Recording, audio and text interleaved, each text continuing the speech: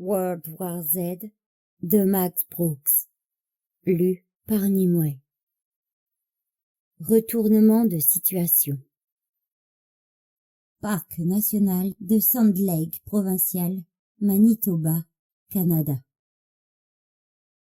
Jessica Hendricks me désigne de la main la plaine subarctique. La ruine a remplacé la splendeur naturelle du paysage. Véhicules abandonnés, débris et cadavres humains encore à moitié congelés dans la glace grisâtre. Originaire de Waukesha, dans le Wisconsin, et récemment naturalisée canadienne, Jessica participe activement au Wilderness Restoration Project. Comme plusieurs centaines d'autres bénévoles, elle vient ici tous les étés depuis l'arrêt officiel des hostilités. Même si le WRP annonce des progrès substantiels, force de constater qu'il est difficile d'en voir la fin.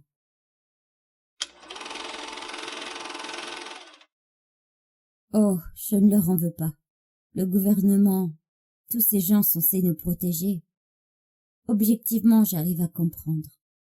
Tout le monde ne pouvait pas accompagner l'armée à l'ouest des Rocheuses, je me rends bien compte. Comment aurait-il fait pour nous nourrir, nous canaliser et comment empêcher les hordes de morts-vivants de nous suivre? Aujourd'hui, je comprends mieux pourquoi ils ont tout fait pour qu'un maximum de réfugiés se dirigent vers le nord. Qu'est-ce qu'ils pouvaient faire d'autre, de toute façon? Utiliser la force pour nous empêcher de passer, ou bien nous gazer comme les Ukrainiens? Au moins, au nord, on avait une petite chance. Avec la chute des températures et les zombies qui n'allaient pas tarder à geler, certains d'entre nous auraient réussi à survivre. C'était la même situation partout dans le monde. Des gens fuyant vers le nord en espérant rester en vie jusqu'à l'hiver. Non, je ne leur veux pas de nous avoir fait ça. Je leur pardonne même. Mais leur irresponsabilité, le manque d'informations vitales qui auraient pu sauver tellement de monde, ça, je ne leur pardonnerai jamais. On aurait été en août, 2 semaines après Yonkers, et à peine 3 jours après la fuite du gouvernement à l'ouest. On n'avait pas eu trop de cas dans mon quartier. J'en avais vu qu'un seul, en fait. Un groupe de 6. Ils dévoraient un SDF.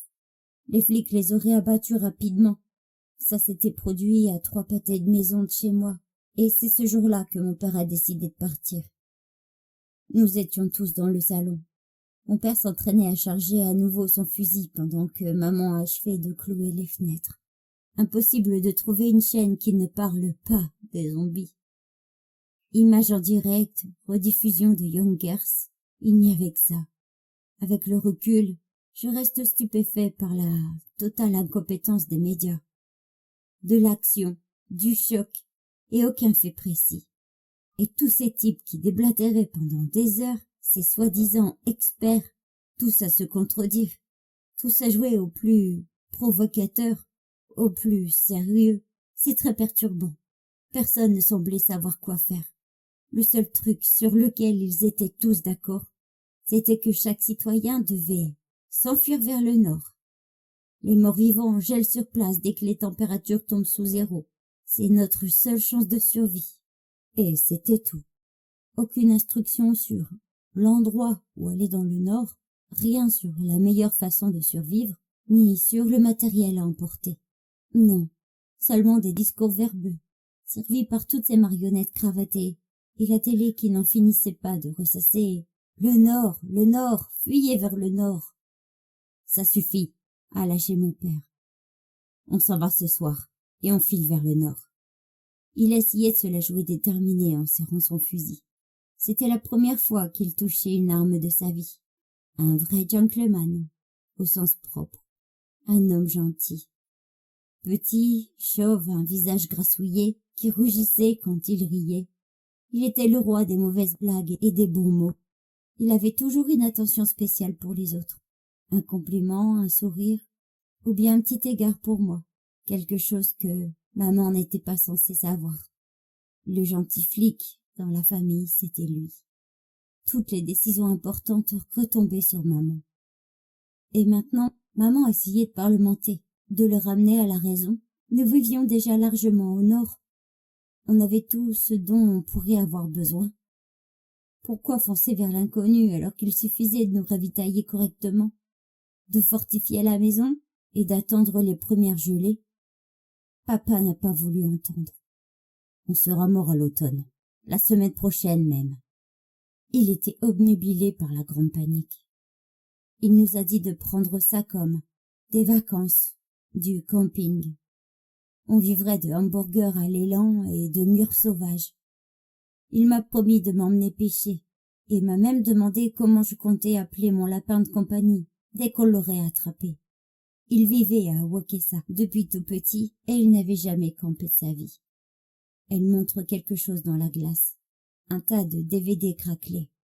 Voilà ce que les gens emportaient avec eux. Des sèche-cheveux, des consoles de jeux, des ordinateurs portables par dizaines. Je ne peux pas croire qu'on était aussi bêtes pour espérer pouvoir s'en servir. Bon, d'accord, certains peut-être. Mais les autres, à mon avis, ils avaient juste peur de les perdre. De revenir 6 mois plus tard et de retrouver leur maison pillée. Nous, on a essayé de réfléchir. Des vêtements chauds, des ustensiles de cuisine, une trousse à pharmacie et toutes les conserves qu'on a trouvées. On aurait juré avoir assez à manger pour plusieurs années. Mais on en a dévoré la moitié, rien qu'à l'aller. Moi, ça ne m'inquiétait pas, c'était l'aventure, une rando vers le Grand Nord. On n'a rien su de toutes ces histoires d'embuscades sur les routes, de toute cette violence. On faisait partie de la première vague. Les seuls à nous précéder, c'étaient les Canadiens, et ça faisait longtemps qu'ils étaient partis. Il y avait encore pas mal de trafic sur les routes, plus de voitures que je n'en avais jamais vues. Mais l'ensemble restait assez fluide, et les embouteillages se limitaient aux routes secondaires et aux parkings. Les parkings? Oui, vous savez, les terrains de camping avec parking pour caravanes, ou même les parkings tout court. N'importe quel endroit que les gens estimaient suffisamment au nord. Papa avait tendance à les regarder de haut. D'après lui, ils ne voyaient pas plus loin que le bout de leur nez. Ils étaient irrationnels. Papa disait aussi qu'on se trouvait encore trop près des grands centres urbains et que la seule façon de s'en sortir consistait à aller aussi loin au nord que possible. Et maman d'ajouter que ce n'était pas leur faute, que la plupart des gens étaient simplement tombés en panne d'essence. Et ça, c'est la faute à qui? Surenchérissait mon père. On avait attaché plusieurs jerrycans d'essence sur le toit du minivan. Papa faisait des réserves depuis le tout début de la grande panique. On a dépassé pas mal d'embouteillages à hauteur des différentes stations-service le long de la route. Et presque tout arborait des panneaux géants. Plus d'essence.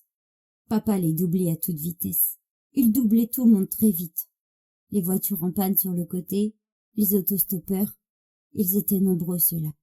Parfois ils marchaient à la queue leu-leu sur le bord de la route, ressemblant très exactement à l'image qu'on se fait des colonnes de réfugiés. De temps en temps une voiture s'arrêtait et en ramassait quelques-uns. Vous voyez dans quel pétrin ils se sont mis? Papa, encore lui. On a pris une femme une fois.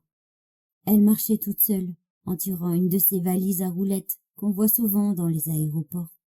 Elle avait l'air inoffensive, comme ça, seule sous la pluie. C'est sans doute pour ça que maman a poussé papa à s'arrêter. Elle s'appelait Patty et venait de Winnipeg. Elle ne nous a pas dit comment elle s'était retrouvée là, et on ne lui a pas demandé. En tout cas, elle s'est montrée vraiment reconnaissante. Elle voulait donner tout son argent à mes parents. Maman a refusé tout net et lui a promis de l'emmener aussi loin que possible. Elle s'est mise à pleurer en nous remerciant. Moi, j'étais fière de mes parents, du moins jusqu'à ce qu'elle éternue et qu'elle sorte un mouchoir de son manteau. Sa main gauche était restée dans sa poche depuis qu'on l'avait prise en stop. On a tout de suite vu qu'elle avait un bandage taché, des traînées noirâtres qui ressemblaient à du sang. Elle a remarqué qu'on la regardait et ça l'a rendue nerveuse. Elle nous a dit de ne pas nous inquiéter, qu'elle s'était juste coupée par accident. Papa a jeté un coup d'œil à maman, et ils n'ont pas dit un mot. Ils ne m'ont pas regardé, ils n'ont rien dit du tout. Pendant la nuit, je me suis réveillée, et j'ai entendu claquer la porte passager. Je n'ai rien remarqué de particulier. On s'arrêtait sans cesse pour faire pipi, Il me réveillait toujours au cas où j'aurais eu envie, mais pas cette fois. Je n'ai pas compris ce qui se passait jusqu'à ce que le minivan reparte. J'ai cherché Patty du regard, mais elle avait disparu. J'ai demandé à mes parents où elle était, et ils m'ont répondu qu'elle leur avait demandé de la déposer ici.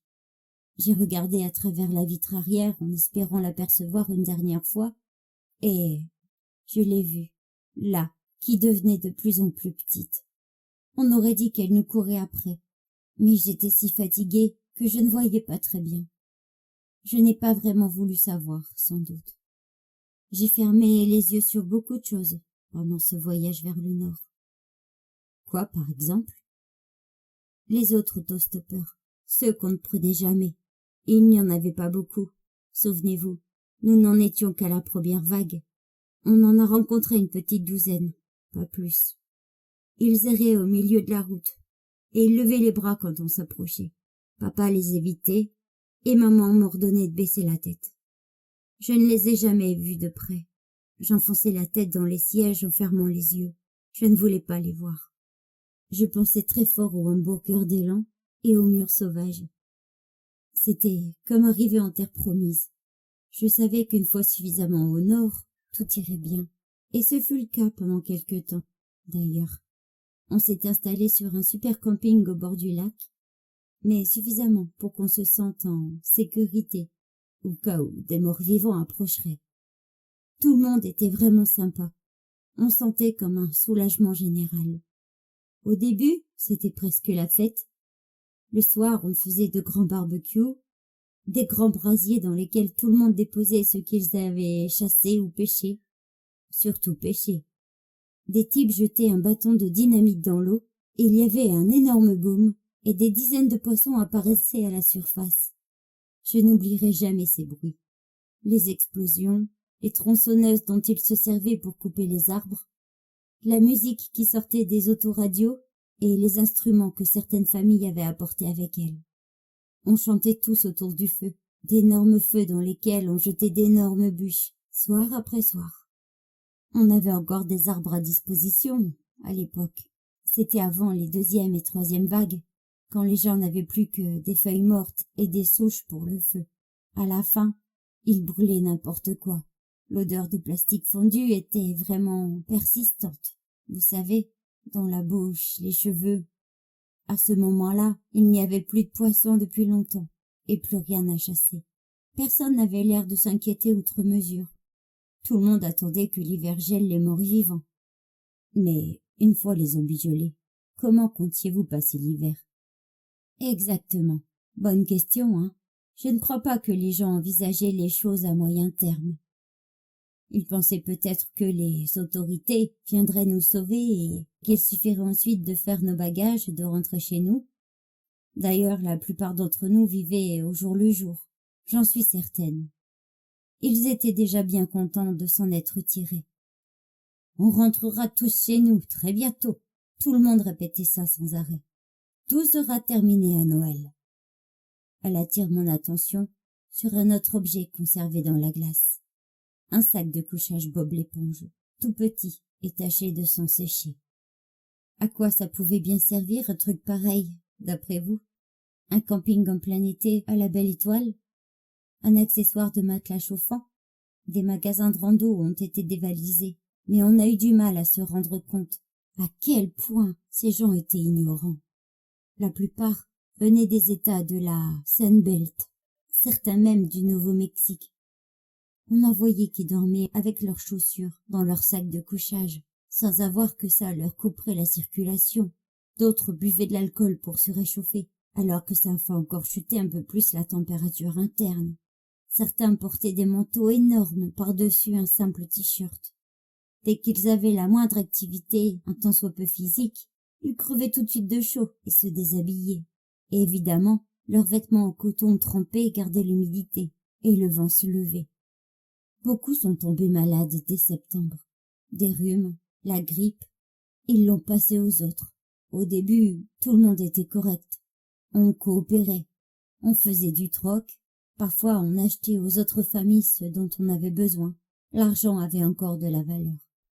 Tout le monde pensait que les banques ne tarderaient pas à rouvrir, Dès que maman et papa partaient chercher à manger, ils nous confiaient toujours à un voisin. J'avais une petite radio de survie, le genre dynamo manuel, et écoutais les informations tous les soirs. Ils ne parlaient pas que de la retraite, de l'armée qui abandonnait les civils encerclés. On écoutait les émissions devant la carte routière des États-Unis. On pointait les villes dont la radio parlait. J'étais assise sur les genoux de papa. « Vous voyez, il disait, ils ne se sont pas enfuis à temps. Ils n'ont pas été aussi malins que nous. » Il se forçait ensuite à sourire. J'ai cru assez longtemps qu'il avait raison.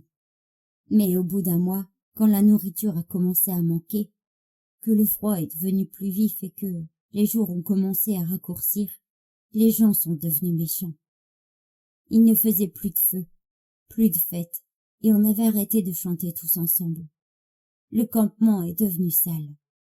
Plus personne ne prenait la peine de ramasser ses ordures. Plus personne ne les enterrait. On ne me confiait plus aux voisins désormais. Mes parents ne faisaient plus confiance à personne. Les choses ont encore empiré. Des bagarres ont éclaté. J'ai vu 2 femmes se battre pour un manteau de fourrure et le déchirer en 2.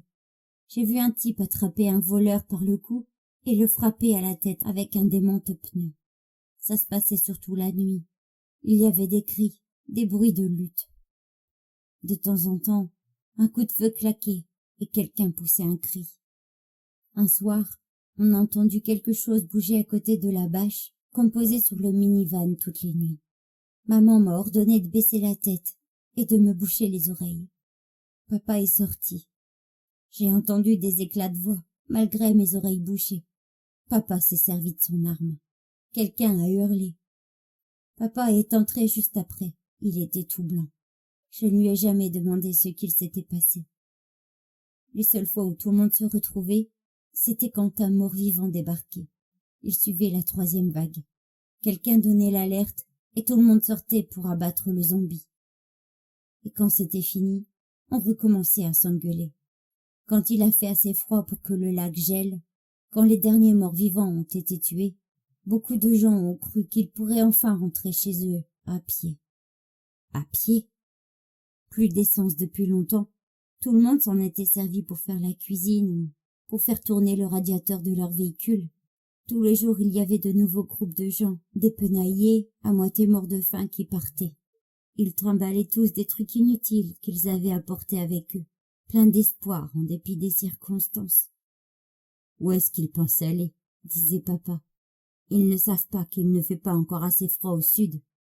Ils ne savent pas ce qui les attend là-bas. » Il était convaincu qu'en s'accrochant suffisamment longtemps, les choses finiraient par s'améliorer. On était en octobre, et j'avais encore apparence humaine. À peu près. Nous tombons sur un tas d'os, trop nombreux pour qu'on les compte, dans un trou recouvert de glace. J'étais assez grosse comme gamine. Je ne faisais jamais de sport et je me nourrissais que de fast-food et de snacks. J'étais un tout petit peu plus maigre quand on avait débarqué, en août. Mais en novembre, j'avais l'air d'un squelette. Maman et papa n'avaient pas meilleure mine. Papa avait perdu son ventre, maman avait les pommettes creuses. Ils se disputaient beaucoup, sous n'importe quel prétexte. C'était surtout d'eux dont j'avais peur. À la maison, ils ne haussaient jamais le ton. C'étaient des profs, des progressistes. De temps en temps, il y avait un dîner un peu plus tendu que les autres, mais rien à voir avec ça. Ils n'arrêtaient pas de se chercher. Un jour, vers Thanksgiving, je n'ai pas pu sortir de mon sac de couchage. J'avais le ventre gonflé et des taches rouges sur la bouche et le nez. Les voisins cuisinaient quelque chose, de la viande. L'odeur était délicieuse. Papa et maman se disputaient dehors. Maman disait que c'était la seule solution. Je ne savais pas de quoi ils parlaient. Elle disait que ça n'était pas si grave. Après tout, c'était les voisins qui l'avaient fait.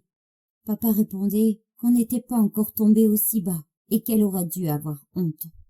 Maman hurlait pour de vrai sur papa, lui crachant à la figure que c'était de sa faute si on était coincé ici, si j'étais en train de mourir. Maman rajoutait qu'un vrai mec saurait quoi faire. Elle l'a traité de pédé. Elle savait qu'il attendait qu'on crève pour vivre sa tranquille vie de tapette de merde. Papa lui a dit de fermer sa gueule. Papa ne jurait jamais. J'ai entendu quelque chose dehors, comme un bruit sec. Maman est rentrée en tenant une petite boule de neige contre son œil. Papa l'a suivi. Il n'a pas dit un mot. Il avait un de ces regards comme je n'en avais jamais vu avant, comme s'il était devenu soudainement quelqu'un d'autre. Il a attrapé ma radio de survie, la radio que les gens avaient tous essayé d'acheter ou de voler, et il est parti chez les voisins. Il est revenu 10 minutes plus tard, sans la radio, avec une pleine caissette de ragoût. C'était tellement bon. Maman m'a dit de faire attention à ne pas manger trop vite. Elle m'a nourri à la petite cuillère. Elle avait l'air soulagée. Elle pleurait un peu. Papa avait toujours ce regard. Le regard que j'ai fini par avoir, moi aussi, quand maman et papa sont tombés malades et que j'ai dû les nourrir à mon tour. Elle s'agenouille pour examiner les os. Tous ont été brisés et la moelle a disparu. L'hiver nous est vraiment tombé dessus en décembre. Des tonnes de neige, littéralement. Des montagnes de neige épaisse, toutes grises de pollution. Le camp est devenu silencieux. Plus de bagarres, plus d'imprécations. À Noël, il y avait plein de nourriture. Elle attrape ce qu'il ressemble à un fémur miniature. On l'a nettoyé avec un couteau. On dit que plus de 11 millions de personnes sont mortes cet hiver, rien qu'au Canada, sans compter les autres, le Groenland, l'Islande, la Scandinavie. Je préfère ne pas penser à la Sibérie et à tous ces réfugiés chinois, à tous ces Japonais qui n'avaient jamais mis les pieds en dehors de la ville et tous ces pauvres Indiens. C'était le premier hiver gris quand la pollution planétaire a changé le climat. On dit qu'une partie de cette pollution provient des cendres humaines. Je ne sais pas dans quelle proportion. Elle plante un marqueur au-dessus du trou. Ça a pris beaucoup de temps, mais le soleil a fini par revenir. La température a commencé à remonter et la neige à fondre. À la mi-juillet, le printemps était enfin arrivé, et avec lui, les morts vivants. Un des autres membres de l'équipe nous appelle. Un zombie gît dans la glace, à moitié enterré, les jambes encore coincées par le gel. Mais sa tête, son torse et ses bras sont parfaitement fonctionnels. Il gigote en gémissant et il essaie de nous mordre. Pourquoi il résiste aussi bien à la congélation? Les cellules humaines contiennent de l'eau, pas vrai? Et quand cette eau gèle, son volume augmente et les membranes cellulaires éclatent. C'est pour ça qu'on ne peut tout simplement pas congeler les gens. L'animation suspendue, tout ça. Alors pourquoi ça ne marche pas pour les morts vivants? Le zombie fait un mouvement dans notre direction. Son bassin gelé commence à se déchirer. Jessica lève son arme, un long pied de biche en acier, et lui fracasse le crâne d'un air désinvolte.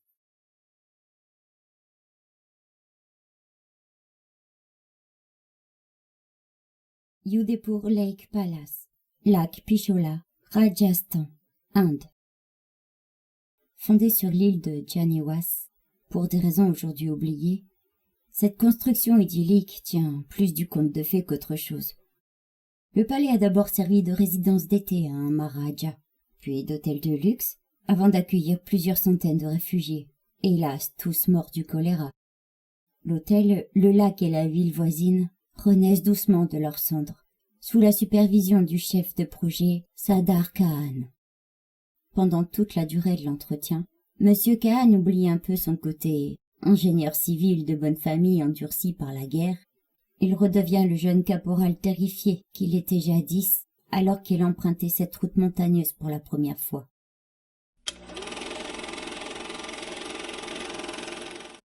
Je me souviens surtout des singes, des centaines de singes. Ils grimpaient partout, sur les véhicules, partout sur la tête des gens. On les voyait depuis Chandigarh. Des bandes entières, à sauter de toit en toit, de balcon en balcon, alors que les morts vivants envahissaient les rues. Ils couraient dans toutes les directions en hurlant et renversaient même les cabines téléphoniques pour échapper aux zombies. Certains n'attendaient pas d'être attaqués. Ils savaient. Et maintenant ils étaient là, partout sur ce chemin étroit, en plein Himalaya. On appelait ça une route à l'époque. Mais même en temps de paix, cet endroit était célèbre pour sa dangerosité. Des milliers de réfugiés l'avaient envahi et escaladé les nombreuses épaves de voitures abandonnées un peu partout. Les gens persistaient à transporter leurs valises, leurs cartons, toutes sortes d'objets. J'ai vu un homme qui tenait fermement un écran d'ordinateur. Un singe lui a sauté sur la tête avant d'essayer de bondir à nouveau. Mais l'homme marchait juste à côté du précipice. Il a trébuché et ils ont disparu tous les deux dans le vide. Des gens tombaient régulièrement. Il y avait trop de monde, tout simplement, et même pas de rambarde. J'ai vu un bus se renverser. Je ne sais toujours pas pourquoi. Il ne bougeait même pas. Les passagers ont essayé de sortir par les fenêtres, mais les portes avaient été enfoncées et bloquées par tous ceux qui avaient déjà marché dessus. Une femme était à moitié sortie quand le bus a basculé dans le vide. Elle tenait quelque chose dans ses bras, quelque chose qu'elle serrait de toutes ses forces. J'essaie encore de me persuader que ça ne pleurait pas, que ça ne bougeait pas, et que c'était juste un paquet de vêtements. Il y avait beaucoup de monde à portée de bras quand le bus a disparu. Personne n'a essayé de l'aider. Personne ne l'a regardé. Tout le monde s'est contenté d'avancer. Quand il m'arrive de rêver de cette scène, je ne fais jamais la différence entre eux et les singes. Je n'étais même pas censé être ici. Je n'étais pas ingénieur militaire opérationnel. Je travaillais à la GORF, gestion et organisation des routes frontalières. Mon boulot, c'était de construire des routes, pas de les faire sauter. J'avais juste fait un tour à la caserne de Shimla pour tenter de retrouver mon unité, quand un ingénieur, le sergent Munkerji, m'avait agrippé le bras en me demandant « Toi, soldat, tu sais conduire ?» J'ai dû bafouiller une réponse affirmative et une seconde plus tard, il me jetait sur le siège d'une Jeep, avant de s'asseoir à mes côtés, avec un machin qui ressemblait à une radio sur les genoux. « Fonce vers la passe. Allez, allez !» J'ai démarré en trombe en faisant hurler les pneus, tout en essayant désespérément de lui expliquer que je ne savais piloter que les engins de chantier, et encore. Mukherjee ne m'écoutait pas. Il était bien trop occupé à manipuler l'engin qu'il avait apporté avec lui. « Les charges ont déjà été fixées, » m'a-t-il expliqué. « On n'a plus qu'à attendre les ordres. »« Quelle charge ?» ai-je demandé. « Quel ordre ?»« Faire sauter la passe, évidemment, pauvre con !» Il a crié en me montrant le détonateur sur ses genoux. « Comment on va faire pour les arrêter sinon ?» J'étais vaguement au courant d'un plan global de retraite vers l'Himalaya. Il était aussi question de fermer toutes les passes pour empêcher les morts vivants de progresser, mais jamais je n'aurais rêvé à y participer. Par simple souci de politesse, je ne répéterai pas ici ce que j'ai dit à Mukherjee, ni sa propre réaction quand nous sommes arrivés à la passe et qu'il a découvert qu'elle grouillait encore de réfugiés. « Elle était censée être dégagée !» hurlait-il. « Plus le moindre réfugié !» Nous avons repéré un soldat de la garnison de Rashtriya. L'équipement censé fermer l'entrée de la route gisait sur le bas-côté, juste à côté de notre Jeep. Mukherjee a sauté au sol et s'est jeté sur le soldat. « C'est quoi ce bordel ?» a-t-il crié. Mukherjee était très grand, un type dur et massif. « Vous deviez empêcher les gens de passer !» L'autre type était aussi énervé et effrayé que lui. « Vous voulez descendre votre grand-mère? Pas de problème. Allez-y. » Il a poussé le sergent avant de rejoindre la foule sur la route. Mukherjee a sorti sa radio pour signaler que la route était encore active. La voix suraiguë d'un jeune officier lui a beuglé que ses ordres étaient de faire sauter la route, peu importe le nombre de gens qui s'y trouvaient. Mukherjee a répondu d'un ton exaspéré qu'il fallait attendre qu'elle soit déserte. S'il la faisait sauter maintenant, il tuerait des dizaines de personnes et en piégerait plusieurs milliers de l'autre côté. La voix lui a crié que la route ne serait jamais déserte et que derrière tous ces gens, il y avait une horde de Dieu seul savait combien de millions de zombies. Mukherjee a insisté, précisant qu'il le ferait sauter quand les zombies arriveraient, pas avant. Pas question de commettre un crime de guerre. Et tant pis pour un petit lieutenant de merde dont il n'avait rien à foutre. Mais Mukherjee s'est brusquement tu, en regardant quelque chose derrière moi. Je me suis retournée pour tomber nez à nez avec le général Raj Singh. D'où sortait-il? Mystère. Mais il était bel et bien là. Encore aujourd'hui, personne ne me croit. Pas sur la présence du général, non. Sur le fait que, moi, j'y étais. Le général se tenait à quelques centimètres de moi. Le tigre de Delhi. J'ai lu quelque part qu'on a tendance à exagérer la taille de ceux qu'on admire quand on les voit pour la première fois. Dans mon esprit, il m'a paru comme une sorte de géant. Mais avec son uniforme déchiré, son turban taché de sang, son bandeau sur l'œil et son nez gonflé, un de ces hommes l'avait frappé en plein visage pour l'embarquer de force dans le dernier hélicoptère qui décollait du parc Gandhi. Le général Raj Singh. Cam prend une grande inspiration, la poitrine visiblement gonflée de fierté. « Messieurs, a-t-il dit, il nous a appelés messieurs et nous a clairement expliqué qu'il fallait détruire immédiatement cette route. L'armée de l'air suivait ses propres objectifs pour la fermeture des autres cols. En ce moment même, un chasseur bombardier Chamécher survolait notre position. S'il nous était impossible d'obéir aux ordres, ou si nous les refusions, le pilote du Jaguar s'assurerait lui-même d'accomplir la colère de Shiva. « Vous comprenez ce que ça implique ?» demanda Raj Singh. Il pensait sans doute que j'étais trop jeune pour comprendre, ou peut-être qu'il avait deviné ma confession musulmane, mais même si j'ignorais tout à propos de cette divinité indienne malfaisante, le simple fait de porter l'uniforme m'avait fait prêter l'oreille aux rumeurs relatives au nom de code secret qui désignait l'arme nucléaire. Mais ça aurait totalement détruit la passe, non? Oui, et la moitié de la montagne avec. En lieu et place d'un goulet d'étranglement cerné de falaises, on aurait obtenu une immense pente douce vitrifiée.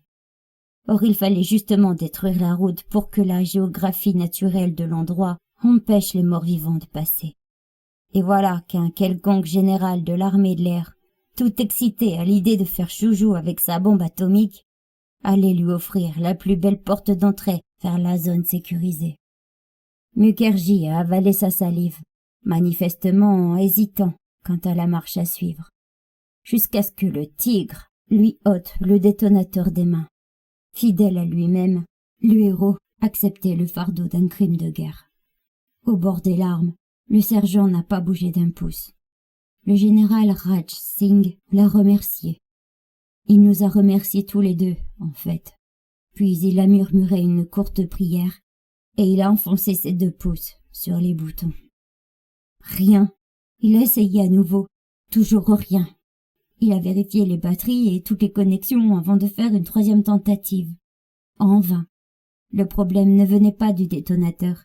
Quelque chose était arrivé aux charges, enterré 500 mètres derrière nous, au beau milieu des colonnes de réfugiés. Et voilà, c'est fini, ai-je pensé. Nous allons tous mourir. J'étais paralysée. Je ne pensais plus qu'à m'enfuir aussi loin et aussi vite que possible pour tenter d'échapper à l'explosion atomique. Quand j'y repense, j'en ai encore honte. N'avoir pensé qu'à moi à ce moment-là.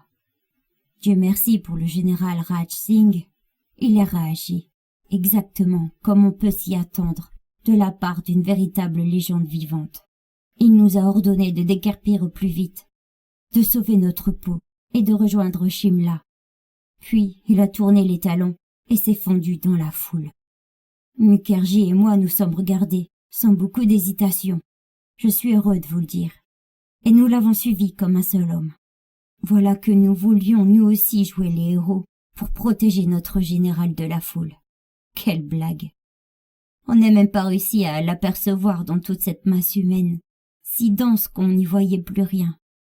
J'ai été poussée et bousculée en tous sens. Je ne sais même plus qui, ni quand on m'a frappé en plein dans l'œil. J'ai hurlé à tout le monde que je devais passer, que c'était un ordre militaire prioritaire. Personne n'écoutait. J'ai tiré plusieurs fois en l'air. Personne n'a semblé le remarquer. Alors j'ai envisagé de tirer dans la foule. J'étais aussi désespéré qu'eux. Du coin de l'œil, j'ai aperçu Mukherjee, balancé dans le vide en luttant contre un homme qui voulait lui arracher son fusil. Je me suis retourné pour avertir le général Raj Singh, mais comment le repérer dans la multitude? Je l'ai appelé par son nom en essayant de le repérer partout dans les têtes. J'ai même grimpé sur le toit d'un minibus pour faire le point. Et puis, le vent s'est levé. Ils charriaient leurs puanteurs et leurs gémissements dans toute la vallée. Devant moi, à environ 500 mètres, les gens ont commencé à courir. J'ai focalisé mon regard et les morts arrivaient. Lents, méthodiques et presque aussi nombreux que les réfugiés qu'ils dévoraient aussitôt. Le minibus a tremblé et je suis tombé. L'espace d'une seconde, j'ai flotté sur une marée humaine avant de m'écraser lourdement au sol, immédiatement piétiné par des centaines de gens. Mes côtes se sont brisées et ma bouche s'est remplie de sang. Je me suis traîné sous le minibus. Tout mon corps me brûlait et j'étais à peine capable de proférer un son ou de voir quoi que ce soit. J'entendais les plaintes des zombies se rapprocher. J'en ai déduit qu'ils ne devaient pas être à plus de 150 mètres. J'avais juré de ne pas finir comme tant d'autres, tous les gens mis en pièces, ou cette vache dégoulinante de sang, aperçue un jour sur les rives de la rivière Suitluj à Rupnagar. J'ai pris appui sur mes avant-bras, mais mes mains refusaient de bouger. J'ai juré, j'ai maudit les dieux, j'ai hurlé. J'avais toujours cru qu'au moment de mourir, toutes nos pensées se tournaient vers la religion. Mais moi, j'ai simplement commencé à me frapper la tête contre le van. J'espérais le cogner suffisamment fort pour le briser. Soudain, il y a eu comme un gigantesque coup de tonnerre, et le sol s'est littéralement soulevé sous moi. Puis, une vague de hurlements et de gémissements mêlés à un souffle puissant, à la poussière chaude. Mon visage s'est écrasé contre le fond du van, et j'ai immédiatement perdu connaissance. La première chose que j'ai entendue en reprenant conscience, c'était un son très léger. Au début, j'ai cru que c'était de l'eau. Ça ressemblait à une fuite. Plic, plic, plic, comme ça. Le plic est devenu un peu plus clair, et j'ai remarqué 2 autres bruits. D'abord le gémissement de ma radio. Aujourd'hui encore, je me demande comment j'ai pu ne pas la casser. Puis, le gémissement continu des morts vivants.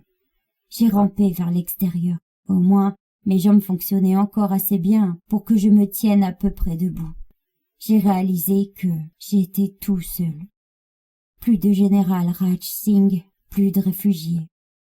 Je me tenais au beau milieu d'un chemin de montagne jonché d'objets abandonnés par la foule. En face de moi, l'abîme. Et de l'autre côté, la route, coupée en 2, comme prévu. C'est de là que les gémissements provenaient. Les morts-vivants cherchaient à m'atteindre. Yeux écarquillés et bras tendus, ils tombaient par paquets dans le précipice. C'était ça, ce que j'avais pris pour une fuite d'eau, les corps des zombies qui s'écrasaient au fond de la vallée, en contrebas. Le tigre avait finalement réussi à les faire sauter, ces fichues charges. J'en ai déduit qu'il avait dû les atteindre à peu près au même moment que les morts-vivants. J'espère qu'ils n'ont pas eu le temps de le dévorer avant l'explosion. Et j'espère aussi qu'il est fier de sa statue. Elle surplombe aujourd'hui la toute nouvelle autoroute 4 voies qui enjambe cette vallée. Sur le moment, je n'ai pas vraiment réfléchi à son sacrifice. Pour tout dire, je n'étais même pas sûre de ne pas délirer. Je contemplais cette véritable cascade de zombies, tout en entendant la radio transmettre les rapports des autres unités. Vikasnagar sécurisé. Village pur, sécurisé. Tous les passages sécurisés. Over. Je rêve, ai-je pensé. Suis-je fou? Le singe ne m'a pas vraiment aidé. Il était assis sur le toit du minibus abandonné, et il regardait les morts-vivants plongés vers leur destin. Son visage avait l'air si serein, si intelligent, comme s'il comprenait parfaitement la situation. J'aurais voulu qu'il se retourne vers moi et qu'il me dise « C'est le tournant de la guerre, on a enfin réussi à les arrêter, on est en sécurité. » Mais au lieu de ça, son petit pénis a brusquement jailli et il m'a pissé dessus.